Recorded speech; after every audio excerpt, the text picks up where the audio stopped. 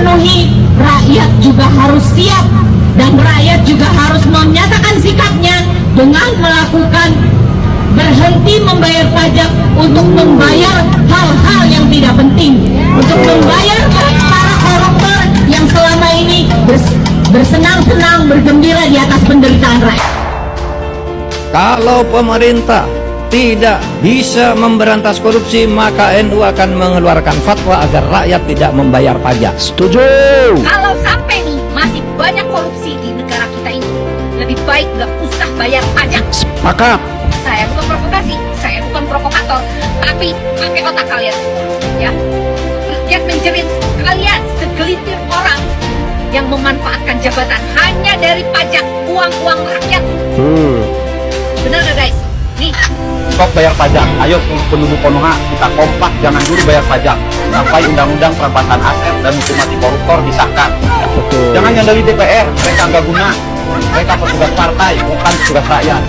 Kalau tidak ingin rakyat stop bayar pajak, maka kita tuntut kepada para DPR dan juga pemerintah segera sahkan undang-undang perampasan aset untuk para koruptor. Kalian setuju nggak kalau kita sebagai rakyat Indonesia nggak usah bayar pajak? Setuju. Jadi sekarang ini di media sosial itu ada seruan untuk stop membayar pajak. Karena rakyat Indonesia itu banyak menilai pajak yang kita bayarkan tiap tahun itu benar-benar nggak ada manfaatnya buat rakyat Indonesia. Pajak tiap tahun naik, terutama itu pajak kendaraan. Tapi rakyat Indonesia itu masih banyak yang susah. Pengangguran di mana-mana, sembako naik, infrastruktur jalan masih banyak yang rusak. Biaya pendidikan semakin mahal. Terus manfaatnya pajak apa? Dan masyarakat Indonesia itu menilai pajak itu bukan dari rakyat oleh rakyat untuk rakyat, melainkan dari rakyat oleh rakyat untuk pejabat. Betul. Coba kita lihat, pejabat semakin kaya, rakyat semakin menderita. Betul. Betul nggak?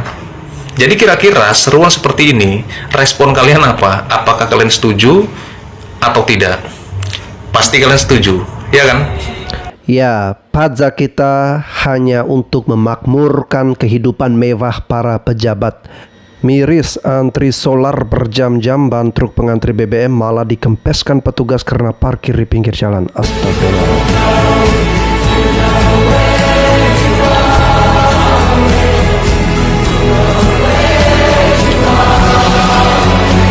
Antri solar sekarang ada parkir resmi dari Dishub.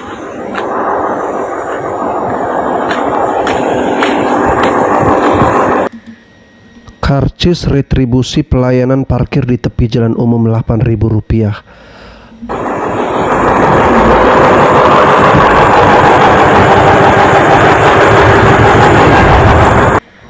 Ini gila guys ya, antriannya sampai sepanjang ini untuk berebut BBM guys ya. Wow. Lil. Ini kau enak tidur Lil. Di rumah. Kami nggak ada minyak nih Lil, macet total nih Lil. Oh. Gara-gara mulut kau lah nih. Kau lagi Prabowo, gimana kau yang jadi presiden? Begadang kami dari jam 2 malam sampai jam berapa nih dah? Sampai subuh macet ya, total di begadang situ nih. semalaman antri minyak.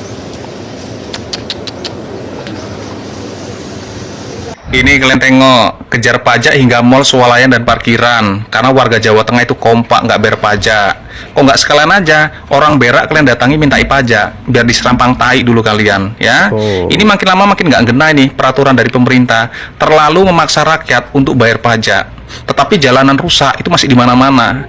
Ketika pajak udah dibayar, tiba-tiba dengar ada pejabat yang korupsi, kan? Ya kan? Kami muak, kami marah. Karena duit itu bukan warisannya Prabowo, duit itu bukan hasil kekayaan sendiri dari Prabowo, tapi duit itu dari pajak-pajak kami.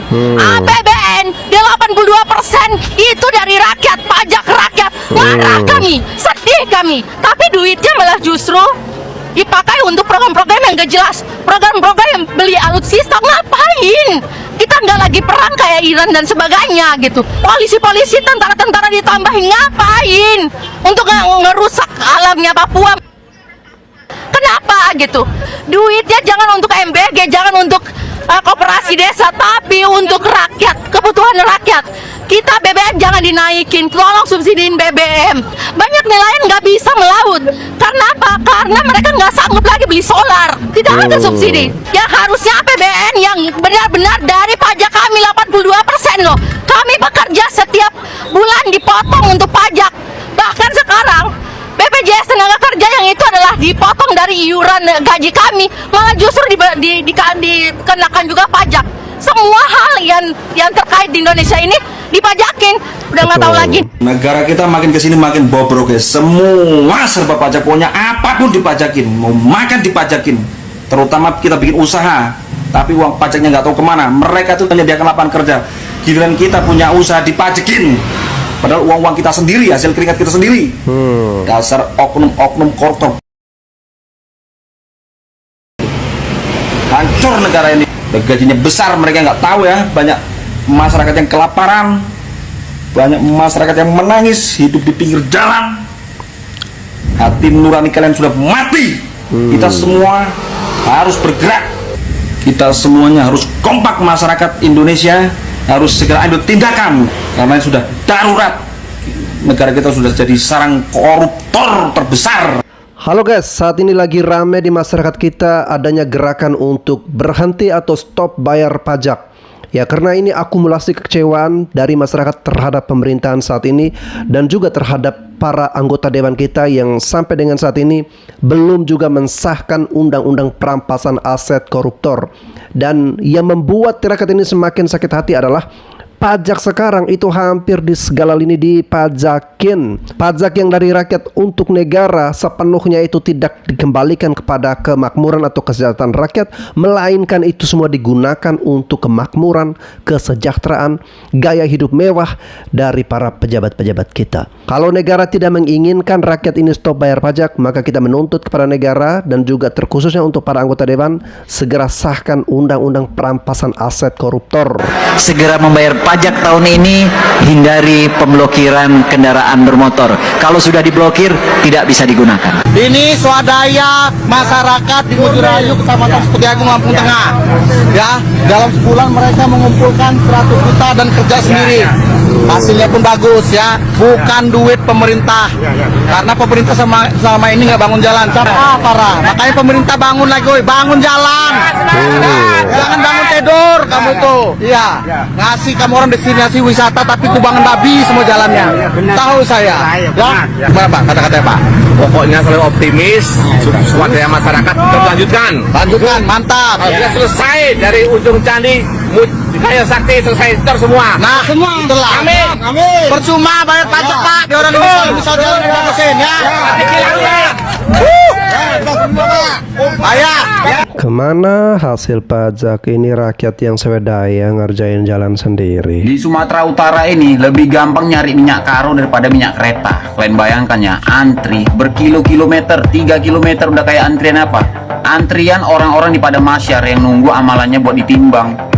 Yang sakitnya apa? Udah ngantri panjang mobil-mobil ini, ngantri solar, bannya dikempesin. Memang petugas-petugas pemerintah ini. Matikan aja sekalian supir-supirnya itu biar anak bininya nggak makan di rumah. Nanggung kali kalian. Kalau rakyat yang melanggar aturan, wah cepat kali kalian tindak ya. Tapi kalau kalian yang melanggar, kalian yang korupsi, timbang-timbang dulu. Ini bisa nggak ini cocok nggak ini? Kalau naikkan BBM, sanggup kalian jam 3 pagi pun kalian naikkan. Sanggup kalian. Tapi kalau udah langka kayak gini apa jawabannya? Kendala cuaca, kendala supir, kayak kucing semuanya. Mau ngadu siapa? Ngadu presiden. Diusir kalian sama presiden. Nah, Indonesia ini suram. Yang bilang Indonesia suram nih cari negara lain. Apa sih prestasi pemerintah kita ini? Mengelola sumber daya alam? Enggak. 85% pendapatan negara dari pajak rakyat. Kalau nariin pajak, rela kalian turun-turun ke jalan ya. Sanggup kalian datang-datangi SPBU. Sumatera dan Kalimantan kembali alami kelangkaan BBM dan antrian panjang di setiap SPBU. Gila guys.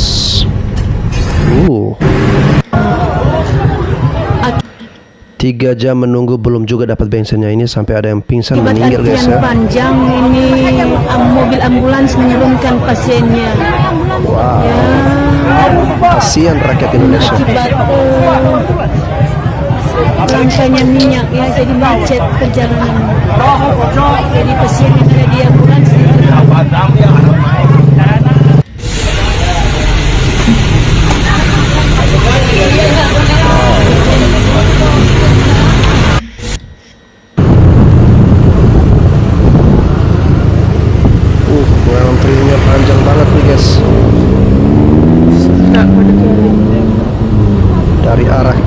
kanan semuanya ngantri BBM.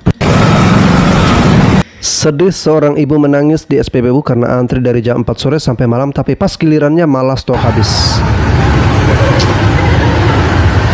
Kenapa rakyat bisa diperlakukan seperti ini? Aduh, habis. Udah pas depannya, udah pas di depan sini habis katanya. Aduh, kacau kali. Ibu-ibu ini sampai nangis. Ya, inilah penyebab penegak hukum nimbun kekayaan, ya, nimbun emas di brankas pribadi mereka. Akhirnya rakyat jadi korban, ya. Bukan BBM langka, dikabarkan sopir tangki mogok kerja diduga upah belum dibayarkan. Pasti banyak yang teriak ini, SPBU nih.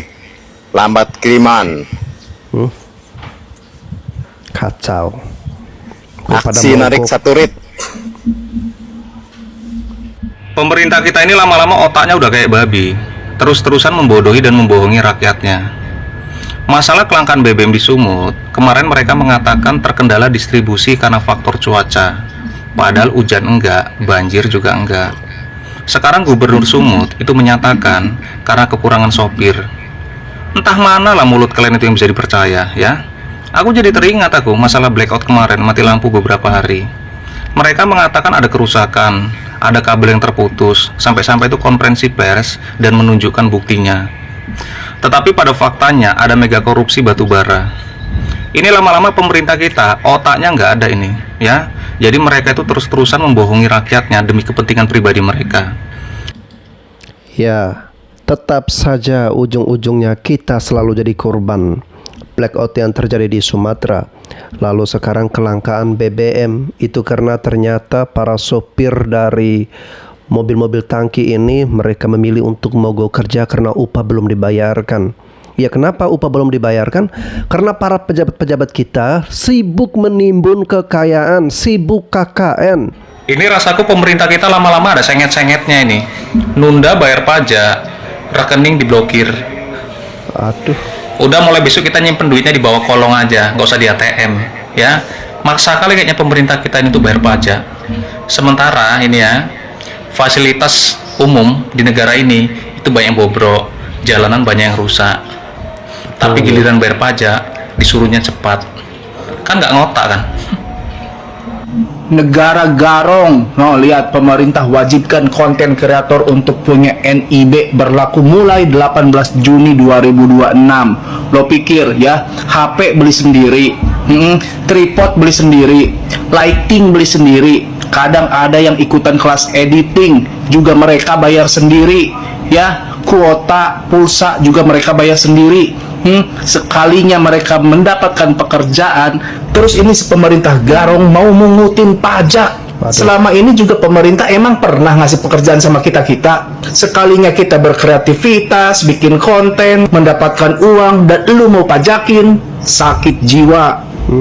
Pemerintah baru aja ngeluarin aturan yang super tegas ya. Semua yang jualan di marketplace, mau yang omsetnya udah ratusan atau baru iseng-iseng jadi dropshipper, sekarang itu wajib hukumnya mempunyai NIB alias nomor induk berusaha.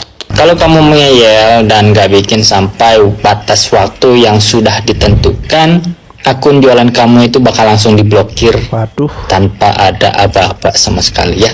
Banyak banget seller yang langsung panik ya. Mereka mikir kalau pemerintah itu cuma mau nyusahin rakyat kecil atau sengaja nyari celah ya buat narik pajak.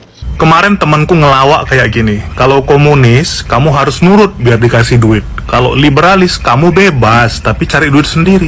Lalu ada sistem brutalis, kamu harus nurut, harus cari duit sendiri, harus mulai dari nol, struggle sendirian, resiko kerugian kamu tanggung sendiri. Nanti kalau udah mulai menghasilkan, kamu saya pajakin. Betul. Ini bukan lagi kapitalis ya, tapi brutalis. Hari ini wong sumur bor atau sanyo akan dikenai pajak setara dengan PDAM ya. Awas dirimu sing duwe usaha cuci motor, ngono kayak kolam renang, sing umpama gawe air bawah tanah kuwi arepe dikenai pajak. Alasannya kenapa? Kalau semua pengusaha menggunakan air bawah tanah, maka akan merusak lingkungan ya. Tanahnya ambles ya, merusak dan merugikan. Sekarang saya saya tanya, ya bagaimana dengan hutan-hutan yang kamu gunduli, kamu ganti kelapa sawit, ya? Dan kamu mengatakan bahwasanya kelapa sawit itu sama dengan hutan. Wes sekolah neng di jenenge kelapa sawit ambek hutan iku lho ya blegere beda, akare beda, fungsine beda. Lah kok sama? Makanya wajar kalau di Aceh iku banjir. Ya sing rugi sapa? Masyarakat sing kenek, ya kan? Le iki gara-gara enek usaha ya pakai air bawah tanah. Iku kok kenai pajak. Aku kok suwi-suwi kok heran ya. Kemudian enek carane dirimu itu untuk bagaimana mendapatkan uang dari rakyat. Ya, suwi-suwi kok air hujan ya sing nadai air hujan tinggi saisa. Wing kok ya mau kok kenai pajak wing kok suwi-suwi, ya kan? Terus sing gomblong meneh ya diwacanakan tahun 2030 pelarangan ya para pengusaha yang menggunakan air bawah tanah ya iku akan dipraktekkan di Jakarta. Aku heran ya. Kok titik-titik kok gini rakyat ae sing dadi korban, ya kan? Lah terus bari ngono kita pakai PDAM. Lah bari ngono kamu nggak memikirkan bagi mereka yang pendapatannya itu minim. Terus dia tuh membagi-bagi keuangannya, terus mengandalkan air itu pakai air bawah tanah usahane, ya. Sekarang wong warung ngono kae sing icik-icik gawe banyu sumur ngono kan mau kayak pajak ya, An. Saya mohon kepada seluruh rakyat Indonesia bersatu. Saya mohon untuk rakyat Indonesia semua bersatu. Betul. Jangan jadi pengecut. Ya. Selama ini kita sudah lama dibodoh-bodohi. Sudah saatnya kita bersatu, bergabung melawan pemerintahan yang kotor saat ini, ya, yang dimana mereka korupsi sudah merajalela, ya. Kita bayar pajak rutin, tapi uang pajak mereka hambur-hamburkan dengan di kantong mereka masing-masing. Waspada, jadi kantor pajak sekarang sudah bisa menagihkan jumlah pajak lebih besar daripada yang pernah kamu setor berdasarkan analisis penggunaan listrik di properti yang kamu miliki. Loh kok bisa aku udah ini dia teman-teman ya. Jadi buat kalian yang belum tahu, sekarang itu PLN sudah membuka akses secara penuh tingkat pemakaian listrik di rumah, ruko, dan semua properti yang kamu miliki ke kantor pajak. Kantor pajak dari situ nanti akan menganalisis kira-kira berapa nih potensi pajak yang harusnya kamu bayar oleh sebab kamu menggunakan listrik dengan tingkatan tertentu.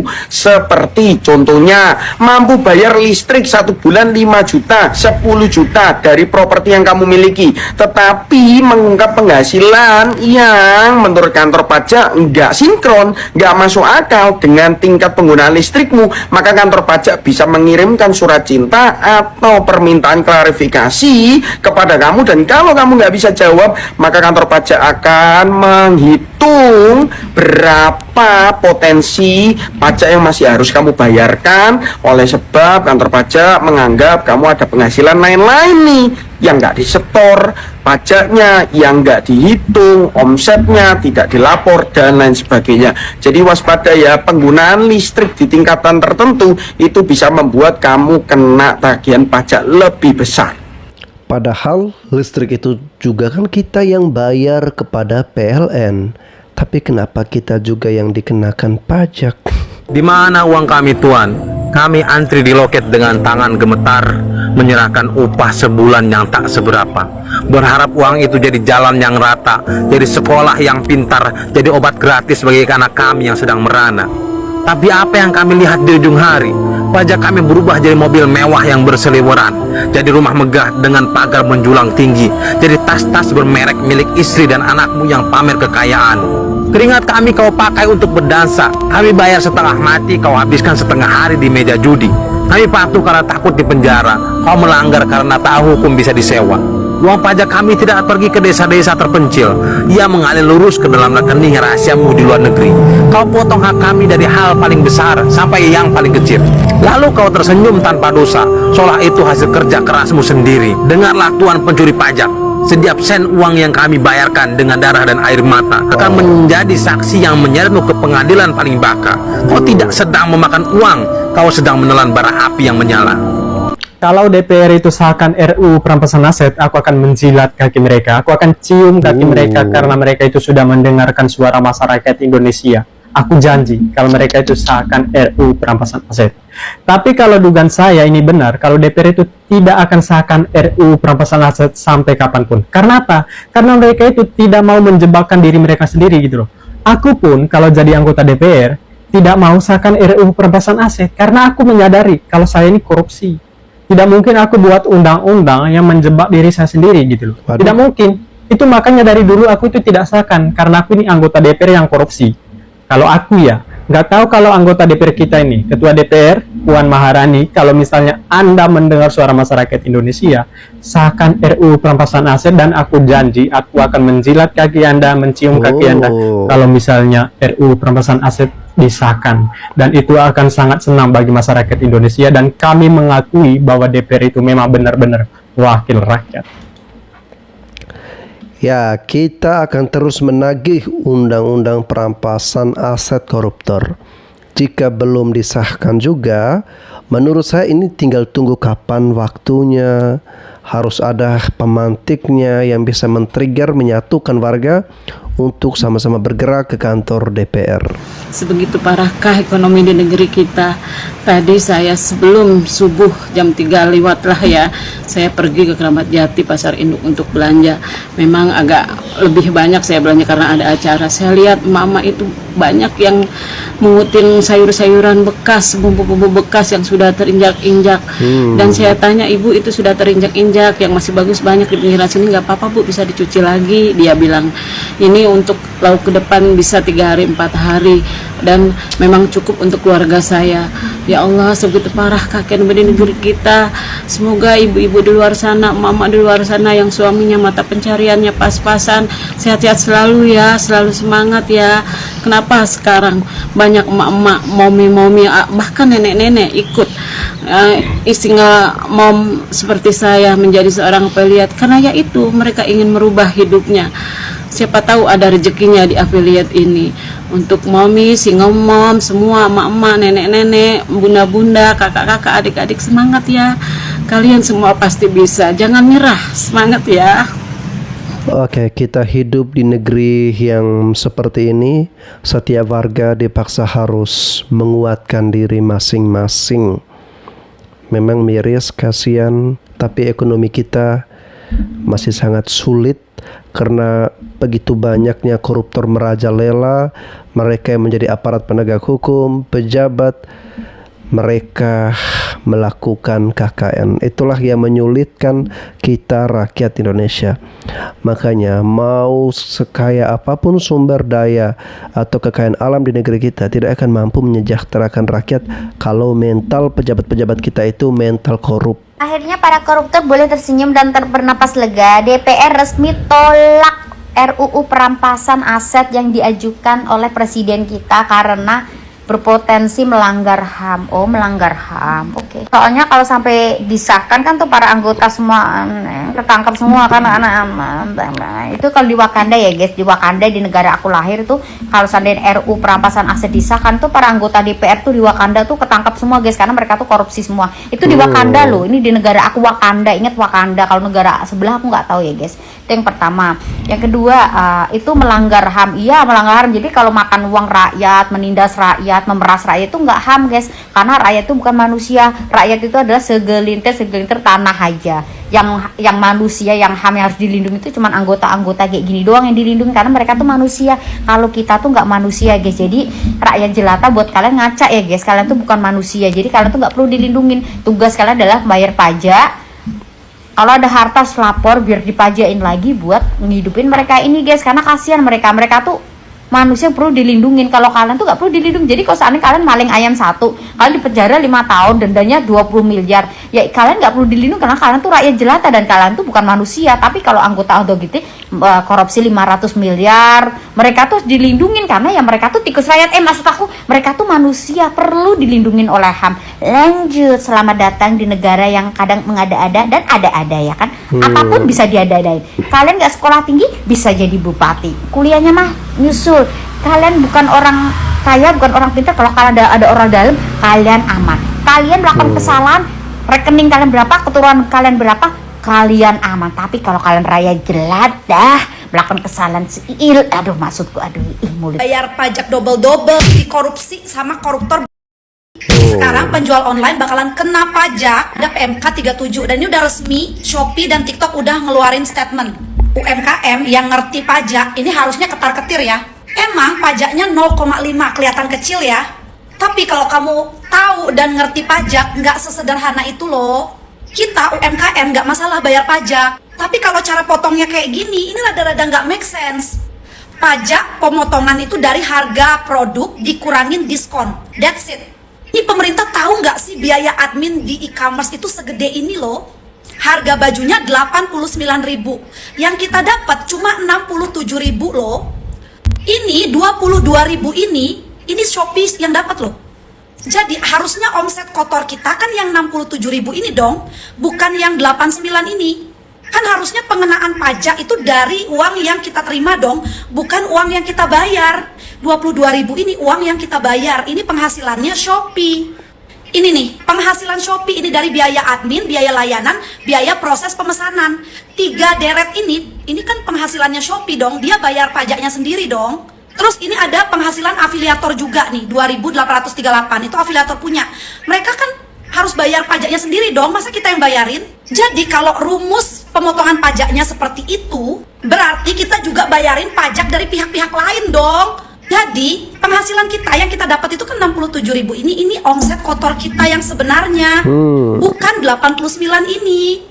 67.000 ini juga masih kotor, masih dipotong harga modal, udah gitu karyawan, listrik, biaya packing dan lain-lain. Jadi inilah omset kotor kita yang sebenarnya.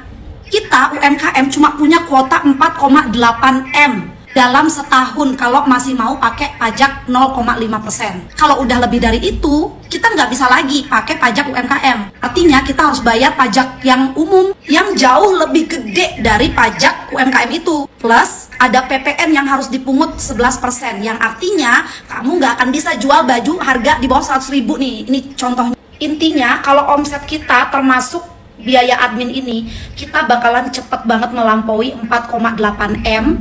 Dan kita nggak bisa lagi pakai pajak yang murah. Makanya aku bilang ini nggak sesederhana itu. Bapak-bapak dan ibu-ibu yang lebih paham pajak dari aku, tolong dong komen. Sebenarnya analisa aku ini benar apa enggak sih? Kalau misal benar, gimana caranya ya biar nyampe ke Ditjen Pajak atau ke Menteri Keuangan. Jangan sampai kita udah bayar pajak double-double, udah gitu nanti ada kasus dikorupsi sama koruptor babi. Bayar. Waduh, segala lini guys ya. Kreatif. Semakin kesini semakin kreatif cara negara untuk bisa membuatkan atau membebani pajak bagi rakyat Indonesia. Setiap ada usaha baru, tren baru, pekerjaan baru, nah di situ akan dilihat sebagai celah keuntungan. Bagaimana caranya bisa menarik pajak dari itu. Konten kreator kena, pemilik CV kena, penjual online kena, puluhan ribu NPWP yang tidur dibangunkan lagi. Di saat pemerintah membutuhkan uang untuk membiayai APBN yang terus membengkak, Direktorat Jenderal Pajak atau DJP tampaknya sedang tancap gas mencari sumber penerimaan baru. Pertanyaannya, apakah ini sekedar penertiban atau memang strategi negara untuk memungut pajak lebih banyak? Pertama, DJP menegaskan bahwa influencer, selebgram, youtuber, konten kreator, blogger hingga vlogger tidak lagi bisa menggunakan skema PPh final UMKM 0,5%. Mereka dianggap menjalankan pekerjaan bebas sehingga wajib menggunakan mekanisme pajak normal yang dalam banyak kasus bisa lebih besar dibanding skema UMKM. Yang kedua, badan usaha berbentuk CV juga mulai kehilangan berbagai kemudahan yang selama ini dinikmati pelaku usaha kecil. Banyak pelaku usaha yang sebelumnya nyaman menggunakan skema pajak final kini harus beralih ke sistem pembukuan dan perhitungan pajak yang lebih kompleks seiring pengetatan aturan perpajakan. Ketiga, DJP mengaktifkan kembali puluhan ribu NPWP yang sebelumnya nonaktif atau tidak optimal pengawasannya. Langkah ekstensifikasi ini disebut-sebut berpotensi menghasilkan tambahan penerimaan hingga puluhan triliun rupiah bagi negara. Keempat, pemerintah resmi menunjuk marketplace sebagai pemungut pajak. Artinya, platform e-commerce nantinya akan memotong langsung PPh sebesar 0,5% dari omset bruto penjual yang memenuhi kriteria. Jadi, sebelum uang hasil jualan masuk ke kantong pedagang, sebagian sudah lebih dulu dipotong untuk negara. Kenapa pemerintah agresif memungut pajak? Jawabannya sederhana. Karena APBN sangat bergantung pada pajak. Pada 2025, penerimaan perpajakan mencapai sekitar 2.217,9 triliun. Sementara total pendapatan negara sekitar 2.756,3 triliun. Artinya sekitar 80% pendapatan negara berasal dari pajak dan penerimaan perpajakan. Bandingkan dengan sektor migas. Dalam struktur APBN modern Indonesia, kontribusi migas hanya menjadi bagian kecil dari PNBP. Era ketika minyak menjadi tulang punggung utama penerimaan negara sudah lama berlalu. Kini yang menjadi mesin utama APBN adalah pajak yang dibayar masyarakat dan dunia usaha. Dengan kata lain, jika penerimaan pajak seret, APBN langsung ikut tertekan. Karena itulah, banyak yang melihat berbagai kebijakan terbaru DJP bukan sebagai kebijakan yang berdiri sendiri. Ya, kekayaan alam kita kan berlimpah ruah. Kenapa harus mengandalkan pajak dari masyarakat? Kenapa nggak mengelola kekayaan alam negara kita ini untuk negara? Toh dari dulu kita rakyat juga sadar dan tahu diri bahwa kekayaan alam ini bukan dinikmati oleh masyarakat Indonesia, tetapi dinikmati oleh para pejabat kita. Guys, saya ini kan sebagai seorang content creator, sebagai YouTuber, tiap bulan penghasilan saya dari AdSense itu juga dipotong pajak. Tapi apa kontribusi negara untuk saya sebagai content creator? Semua peralatan seperti mic ini, laptop, handphone, lighting, semuanya saya yang beli, hasil keringat saya. Sementara penghasilan saya dipotong pajak oleh negara. Oleh karena itu saya minta keadilan dong kepada negara. Kalau bisa negara juga menyumbangkan saya gadget terbaru, gadget yang flagship, yang mahal untuk saya. Ini masalah pemungutan pajak oleh pemerintah PPh pasal 22 untuk marketplace yang dagang di Shopee, Tokopedia maupun di yang lain gitu. Satu pihak kita memahami pemerintah butuh dana untuk pungut pajak gitu ya. Apalagi sekarang dibuat yang di atas 500 juta. Itu satu pihak dan kondisi ekonomi seperti ini, apakah ini tidak akan mengganggu pasar digital dan juga menyusahkan UMKM? Apalagi mereka juga tidak tahu mekanismenya bagaimana. Belum lagi apakah jaminan Direktorat Jenderal Pajak oknum-oknum di dalam itu bisa dibersihkan gitu loh. Apakah LHKPN yang dulu disebutkan Ibu Sri Mulyani, kasus Gayus Tambunan, bahwa akan periksa seluruh LHKPN dan gaya hidup semua orang pajak, itu apakah dilakukan atau tidak gitu. Nah sekarang kalau itu dilaksanakan, pertanyaan kita itu jelas, jangan menyusahkan masyarakat kecil. Harusnya pemerintah bukan mengutamakan itu, mengutamakan penghematan dulu gitu. Betul. Bukan semua mau dipajakin karena pemborosan dibiarkan. Kita udah tahu semua. Saya selalu sampaikan, kalau berani untuk buktikan Anda tidak boros pemerintah, buka dong dari semua keuangan lembaga kementerian sampai lembaran ketiga, supaya rakyat itu bisa melihat dan kita tuh ikhlas bayar pajak. Jangan Anda boros-boros tapi sampai ke orang kecil-kecil ditargetin pajak. Nah ini harus diperhatikan. Ya semoga kita gunakan nurani untuk mencintai bangsa dan negara ini. Terima kasih. Ya, ini juga saya khawatir Pak Ahok. Ketika segala sesuatu serba dibebani kepada rakyat kecil, dipajakin, dicari setiap celah usaha. Jangan rakyat itu berusaha dikit lalu kemudian dikenai pajak. Ini akan membuat masyarakat Indonesia jadi bertanya-tanya, apa sih arti cinta tanah air itu? Apa sih artinya berbakti kepada bangsa dan negara kita? Toh ujung-ujungnya negara memperlakukan rakyatnya seperti ini. Negara memeras rakyatnya. Sedangkan para pejabat-pejabat ini menerapkan gaya hidup mewah, menimbun harta kekayaan di brankas pribadi. Ya, artinya akan melunturkan semangat kecintaan warga terhadap tanah air, terhadap negara, karena negara ini dikelola atau diisi oleh para pejabat-pejabat korup. Jangan harap para koruptor itu jerah sebelum disahkannya undang-undang perampasan aset. Ya ada mereka jerah bos ya. Coba lihat, ini undang-undang perampasan aset masih bertele-tele di DPR. Kalian bertele-tele semuanya itu. Ini nggak ngerti saya, DPR ini R-nya apa? Rampok? Bukan? Hah? Bukan rampok ya? Bukan rampok ya? Ini masyarakat harus bersatu sih, harus geruduk DPR ini. Tapi mana pegiat demokrasi? Mana yang katanya mahasiswa, aktivis, Ada aktivis masa katanya ngurusin ijazah palsu? Hah? Iya. Ada aktivis ini ngurusin MBG gitu. Hah? Urusin Kopdes apa segala macam. Itu kan, aduh, nggak ngerti saya kawan-kawan ya. Sementara uang-uang kita dirampok. Tiap hari kita dengerin orang-orang ketangkap, koruptor ketangkap itu. Nggak ada efek jerah kalau undang-undang perampasan aset ini nggak segera disahkan. Sementara kita yang katanya yang suka kritis apa nggak peduli dengan urusan-urusan seperti ini. Mereka peduli dengan urusan kekuasaan, singkir menyingkirkan, ya, jelek menjelekkan, menjatuhkan, ya. Giliran berkuasa sama aja. Sekarang intinya rakyat saling menjaga rakyat. Wes, gak usah mengandalkan sing berjas-jas kuwi wis. Percuma dikomplain tentang ekonomi, jawabannya apa? Gampang.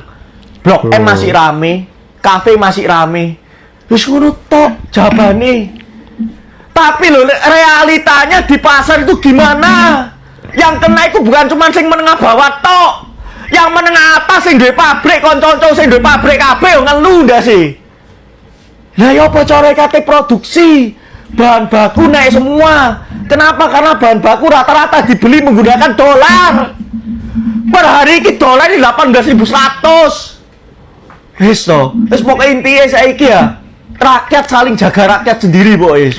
Saya jadi kasihan guys ya dengan rakyat Indonesia akhir-akhir ini. Ya, banyak yang menderita, banyak yang kesusahan, banyak yang kesulitan ekonomi. Padahal di balik itu semua kita melihat ada pejabat yang kaya raya, ada pejabat yang hidup mewah, ada pejabat yang menimbun kekayaan yang begitu fantastis dengan angka yang tidak masuk akal, 0,5 triliun lebih hanya dari satu orang jaksa saja. Dan itu disembunyikan di brankas pribadinya yang kebetulan dibongkar karena saling bongkar-membongkar. Tapi kalau mereka kerjasama, mereka aman. Wah, gak akan pernah ketahuan sampai kapanpun. Dan ujung-ujungnya kita rakyat yang selalu jadi korbannya. Negara rugi karena para koruptor, tetapi rakyat yang harus menanggung, menutup semua kerugian itu dengan dipajakin. Pajaknya dinaikkan ataupun dipaksakan untuk membayar pajak ataupun segala lini dipajakin. Demi negara bisa survive, demi para pejabat-pejabat negara kita bisa berhidup mewah, hidup enak, dan mereka semakin kaya raya, kita yang semakin menjerit. Ya, rakyat kasihan kesulitan mendapatkan BBM, dan juga rakyat juga kesulitan dengan bahan pokok yang semakin naik, listrik yang dipajakin, dan penghasilan para konten kreator juga dipajakin. Wow, luar biasa. Sementara undang-undang perampasan aset itu molor selalu dalam proses entah sampai kapan, padahal ini sudah 18 tahun. Ya, ini pada akhirnya akan membangkitkan kemarahan rakyat yang kecewa terhadap pengelolaan negara ini yang diurus atau diisi oleh orang-orang yang gak benar. Ya, gimana negara ini mau benar kalau jabatan-jabatan dalam BUMN aja diisi oleh asisten Raffi Ahmad, oleh orang-orang Raffi Ahmad. Bukan hanya Raffi Ahmad, ini sebagai salah satu contoh. Pejabat-pejabat yang lain mereka mengisi jabatan-jabatan yang ada dalam institusi mereka atau instansi mereka dengan kolega mereka, dengan keluarga mereka. Ya, kalau sudah seperti ini, ya kasihan juga rakyat Indonesia dipimpin, dikelola oleh orang-orang yang tidak berkompeten. Oke guys, kita sepakat untuk sama-sama bergerak agar pemerintah segera mensahkan undang-undang perampasan aset untuk para koruptor. Karena koruptor semakin merajalela. Sekian dan terima kasih.